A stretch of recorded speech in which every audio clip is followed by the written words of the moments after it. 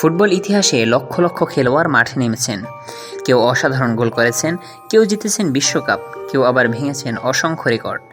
কিন্তু তাদের মধ্য থেকে মাত্র কয়েকজন এমন আছেন যাদের নাম শুনলে পুরো ফুটবল বিশ্ব সম্মানের সাথে মাথা নত করে। তারা শুধু খেলোয়াড় নন, তারা ফুটবলের ইতিহাস। আজ আমরা জানব সর্বকালের সেরা 5 ফুটবলারের গল্প। জানব তাদের গোল সংখ্যা, অর্জন, কেরিয়ারের উত্থান পতন এবং কেন কোটি কোটি মানুষের হৃদয়ে তারা অমর হয়ে আছেন। তাহলে চলুন শুরু করা যাক। Number 5, Johan Cruyff. বিশ্বসেরা ফুটবলারদের মধ্যে 5 নম্বরে রয়েছেন ইয়োহান ক্রুইফ। ফুটবলের রাজা হওয়ার জন্য সবসময় হাজার গোলের দরকার হয় না, কখনো কখনো পুরো খেলাটার ধরন বদলে দিলেই যথেষ্ট। আর সেই কাজটাই করেছিলেন ইয়োহান ক্রুইফ। 1964 সালে পেশাদার ফুটবল শুরু করা এই ডাচ জাদুকর শুধু একজন খেলোয়াড় ছিলেন না, তিনি ছিলেন একজন বিপ্লবী চিন্তাবিদ।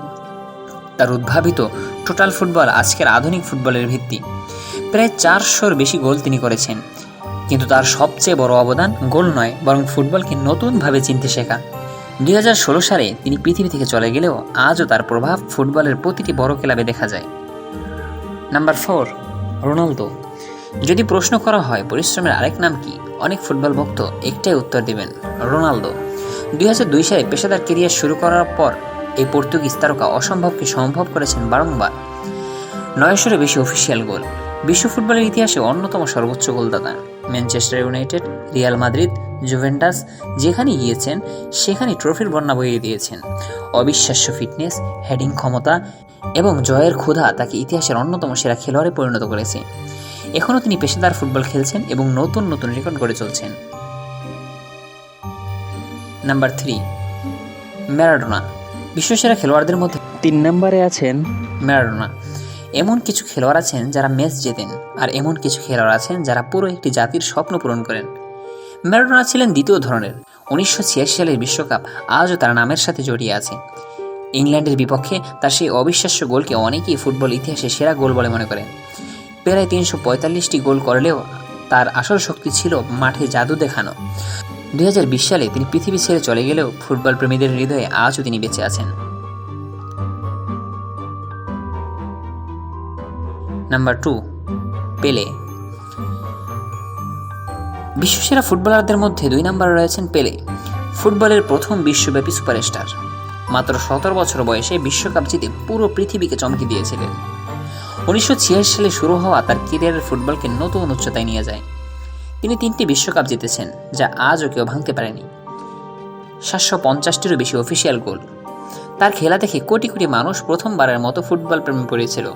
2022 সালে তিনি পৃথিবী ছেড়ে চলে গেলেও তার নাম ফুটবলের ইতিহাসে স্বর্ণাক্ষরে লেখা থাকবে। Number 1, Lionel Messi. বিশ্বসেরা ফুটবলারদের মধ্যে প্রথম স্থান অধিকার করে রয়েছেন লিওনেল মেসি।